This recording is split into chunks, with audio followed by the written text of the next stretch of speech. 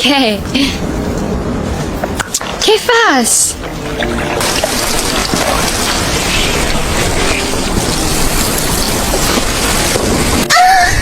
Nah, alur film kali ini akan berkisah tentang kehidupan bumi yang begitu sekarat akibat badai matahari, menyisahkan dua manusia. Yang tersisa hidup. Apakah manusia di bumi pada film ini akan punah atau bisa kembali berkembang biak untuk memulai kembali peradaban seperti semula? Oke, tanpa lama-lama kita masuk ke filmnya cuy. Berlatar di Catalunya, Spanyol. Berita tentang datangnya badai matahari telah membuat banyak orang menjadi khawatir. Fenomena yang diramalkan bakal berlangsung dalam waktu dekat itu ternyata berbeda dengan badai matahari yang pernah terjadi sebelum-sebelumnya, di mana kali ini badai matahari yang sangat dahsyat berpotensi merusak tanaman, kehidupan di bumi dan seisinya.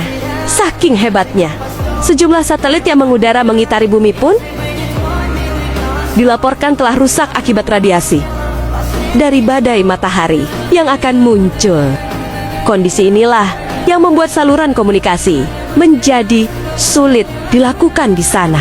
Namun ternyata berita yang menghebohkan itu tak selalu diartikan sama oleh semua orang. Beberapa di antaranya bahkan meyakini jika fenomena yang akan terjadi nanti bukanlah badai matahari biasa, melainkan kedatangan dari makhluk luar angkasa yang mungkin saja akan merusak kehidupan di pemikiran. Itulah yang agaknya telah diyakini oleh beberapa orang, termasuk orang-orang yang ada di sekitar Didak. Bocah laki-laki yang polos itu hanya bisa terdiam mendengar pendapat orang-orang yang berseberangan dengan apa yang disampaikan oleh radio. Lain halnya dengan Alba, gadis desa yang tinggal ratusan kilometer dari Barcelona itu. Hanya bisa menantikan kebenaran dari berita yang telah didengarnya, meski tak sepenuhnya percaya pada berita tersebut. Namun Alba yang notabene-nya hanyalah gadis kampung mencoba untuk tetap menjalani rutinitasnya. Seperti biasa, ia yang terbiasa membuat vlog tentang kehidupannya di desa. Kali ini ingin membuat konten yang berbeda dari sebelumnya, di mana dalam konten tersebut dirinya ingin mengabadikan kegiatan yang dilakukan oleh sang ayah saat bekerja. Terlebih lagi, sang ayah juga diketahui tengah menjalani studi tentang perubahan iklim yang sangat sesuai dengan kondisi bumi saat ini. Di sebuah goa tempat penelitian ayahnya, Alba mulai merekam kegiatan yang dilakukan oleh pria tersebut. Menariknya, meski Alba tak begitu peduli dengan resiko kehancuran bumi yang akan terjadi akibat badai matahari, ia tetap meminta nasihat pada sang ayah. Seandainya itu adalah akhir dan peradaban manusia di bumi. Dengan sangat bijak, ayah Alba menuturkan bahwa seandainya manusia berlaku baik pada bumi selama ini, maka bukan tidak mungkin bila bumi pun akan memberikan timbal balik yang sama dengan kehidupan manusia. Keesokan harinya, Alba pergi mendatangi pasar, tempatnya berbelanja. Seperti biasa, dalam kesehariannya, Alba ternyata tidak hanya mengisi waktunya dengan membuat video blog saja. Ia juga diketahui merupakan seorang guru yang kebetulan juga mengajar bahasa Inggris untuk Didak. Ibu Didak yang juga merupakan penjual di pasar sempat menjalani obrolan dengan Alba terkait perkembangan bahasa Inggris anaknya itu. Namun hal itu tak berlangsung lama, karena kemudian datang beberapa remaja laki-laki lainnya yang mengolok-ngolok tidak dengan rasis. Nampaknya perlakuan rasis masih kerap terjadi di antara kalangan remaja di sana, guys. Terlebih lagi, Didik juga terlahir di keluarga kulit hitam yang membuat ia kerap kali dibuli oleh teman-temannya. Saat pulang ke rumah, Alba yang saat itu baru saja tiba malah mendapati sang ayah yang tengah bersiap pergi ke Barcelona. Meski terasa berat bagi Alba, namun ayahnya menghibur dengan mengatakan jika dirinya akan kembali pulang esok hari. Dalam momen tersebut, turut terdengar juga siaran radio yang melaporkan tentang ancaman musnahnya ekosistem lebah di California. Bahkan, menurut penelitian, disebutkan juga bahwa lebah merupakan indikator keberlangsungan hidup manusia. Atau dengan kata lain, semakin berkurangnya lebah, maka bukan tidak mungkin bila keberlangsungan hidup manusia pun akan turut terancam menjadi musnah. Sementara itu, ketika remaja yang sempat mengolok-ngolok jidat, ternyata kini malah sedang membuli habis-habisan bocah kecil tersebut. Agaknya mereka memang masih belum puas dengan ejekan yang dilontarkan di pasar sebelumnya. Namun kali ini aksi bulian mereka tak hanya dilakukan secara verbal saja. Bahkan ketiga remaja nakal itu sampai tega menceburkan diri ke dalam danau.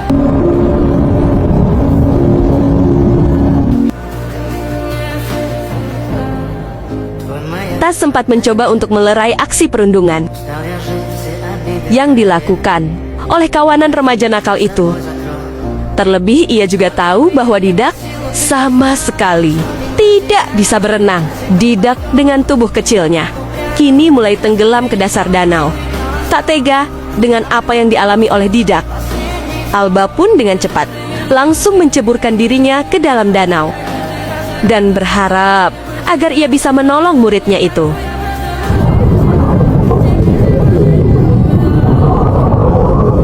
Dengan sekuat tenaga, Alba berusaha menyelam sedalam mungkin untuk meraih tubuh Didak bersama dengan kilatan petir yang terus menyambar di atas permukaan. Pemandangan bahwa air kini tak lagi gelap seperti biasanya, dikarenakan di luar sana ternyata tengah terjadi badai matahari yang begitu dahsyat.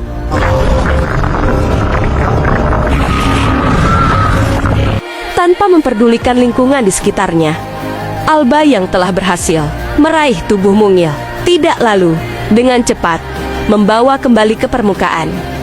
Betapa bahagianya Alba karena ternyata muridnya itu akhirnya berhasil ia selamatkan. Tidak kini telah tersadar setelah melalui momen yang mengancam nyawanya. Namun sayangnya kebahagiaan itu tak berlangsung lama, karena kini mereka baru menyadari kehancuran yang telah terjadi di sekitarnya. Pemandangan memilukan tepat di hadapan Alba dan Didak. Suhu panas di permukaan bumi ternyata telah menghancurkan semua makhluk hidup yang ada di sana.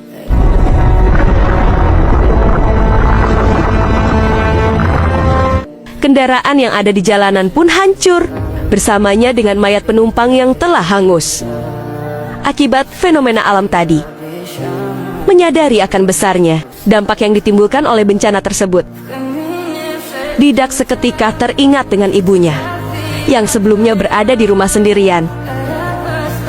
Ia pun tanpa pikir panjang langsung jak pergi menuju ke rumahnya.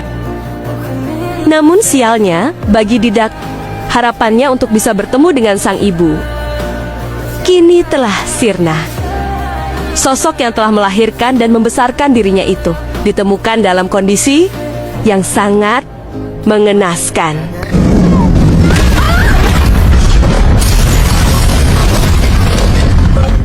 Dalam upayanya untuk berlindung, Alba membawa Didak menuju ke gua yang selama ini menjadi tempat penelitian ayahnya.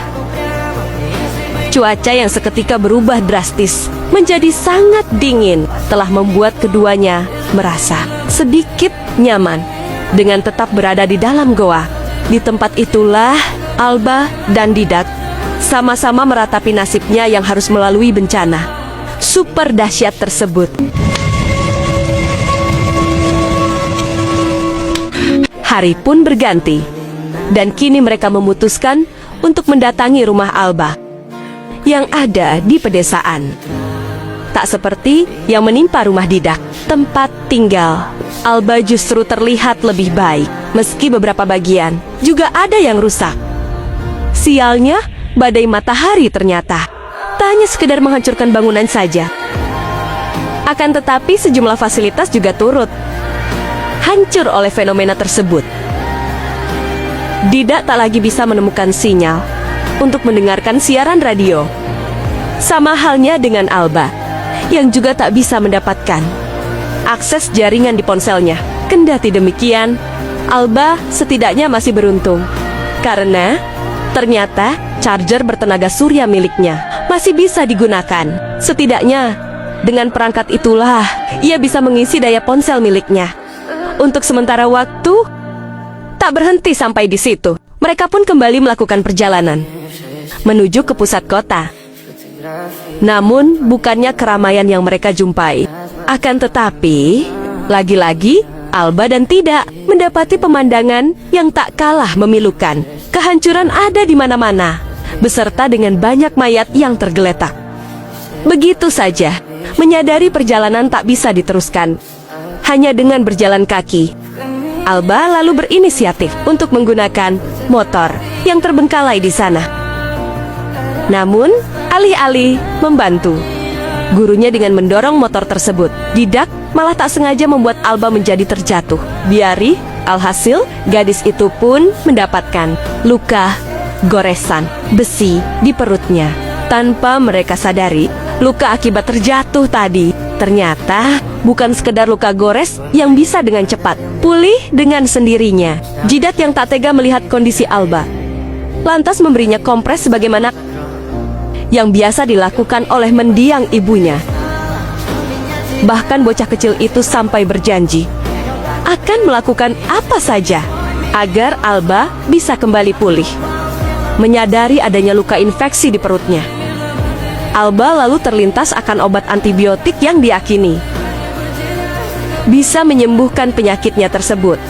Mendengar hal itu, Jidat yang tak ingin hal buruk menimpa Alba, lalu tanpa pikir panjang, langsung berlari menuju pusat kota dengan harapan agar ia bisa pulang dengan membawa antibiotik untuk gurunya itu.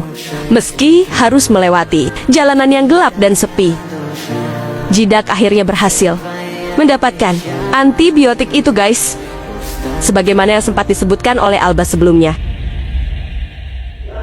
Dengan sepengetahuan yang minim tentang penggunaan obat, Tidak dengan nekat menyuntikkan antibiotik itu ke lengan Alba, sembari terus berharap agar gurunya itu bisa segera sadar dan pulih dari sakitnya. Dan keesokan harinya, Didak yang telah bosan sendirian lalu berinisiatif untuk kembali mengunjungi rumah lamanya. Di tempat itulah ia mengenang lagi memori lamanya bersama mendiang sang ibu, sembari memandangi kondisi rumah yang telah hancur. Tak hanya itu saja, Didak juga mengunjungi bengkel yang dulu biasa disinggahinya, termasuk melihat-lihat kondisi traktor yang biasa menjadi tempatnya bermain. Dikala itu, di hari berikutnya, apa yang telah diharapkan oleh Didak pun akhirnya terwujud. Alba secara ajaib bisa pulih dari sakitnya setelah mendapatkan suntikan antibiotik semalam. Bahkan tak hanya pulih dari sakitnya saja, luka gores yang sebelumnya sempat menganga malah sekarang sudah tertutup dan kering. Dengan kondisi tersebut, Alba dan Didak pun akhirnya bisa tersenyum lega. Walaupun sudah sembuh dari sakitnya, tidak semerta-merta membuat Alba bisa hidup leluasa.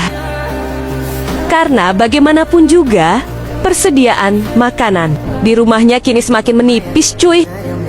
Atas alasan itulah, Alba mulai berpikir untuk pergi ke Barcelona menyusul sang ayah, atau setidaknya demi mencari harapan hidup baru yang lebih baik. Keesokan harinya, Didak yang baru saja terbangun seketika langsung dibuat panik oleh adanya bercak darah yang ada di ranjang itu. Ditambah lagi dengan tidak adanya Alba di sampingnya, sontak saja bocah laki-laki itu pun langsung bergegas keluar rumah mencari keberadaan Alba. Namun tampaknya bekas darah yang ada di ranjang tadi bukanlah berasal dari luka di tubuh Alba, melainkan darah tersebut hanyalah siklus menstruasi biasa yang dialami oleh Alba. Seperti wanita dewasa pada umumnya. Meski telah dijelaskan sedikit oleh Alba mengenai darah tadi. Namun agaknya kekhawatiran tidak pada kondisi Alba masih terus membekas di benaknya. Ia yang masih terlalu kecil, jelas tak paham mengenai sistem reproduksi. Yang ia tahu hanyalah Alba sebagai satu-satunya sosok yang menemaninya saat ini cuy. Dan ia benar-benar tak ingin kehilangan wanita tersebut. Kefas! Alasan inilah yang juga telah mendorong Didak untuk menggunakan senapan yang ia temukan di dalam mobil polisi. Tujuannya sudah pasti adalah demi melindungi Alba dari bahaya. Konsul mal.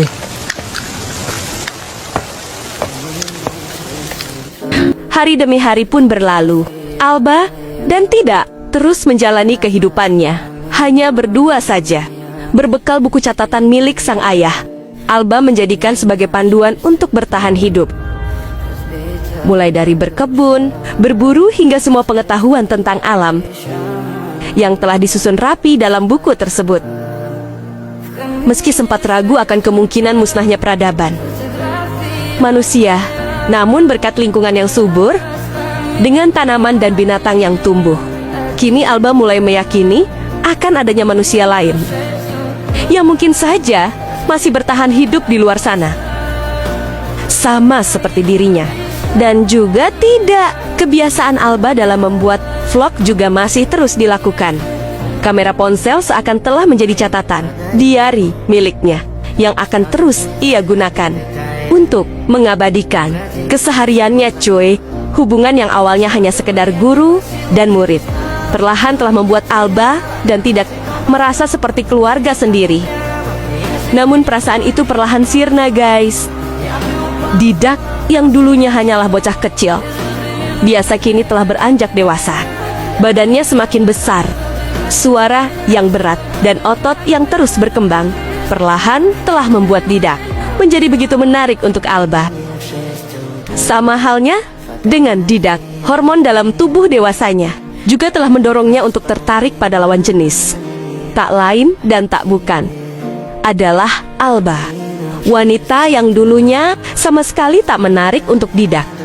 Ini seakan menjelma menjadi wanita yang begitu memukau di matanya, apalagi di saat ini. Tidak ada lagi manusia yang tersisa cuy.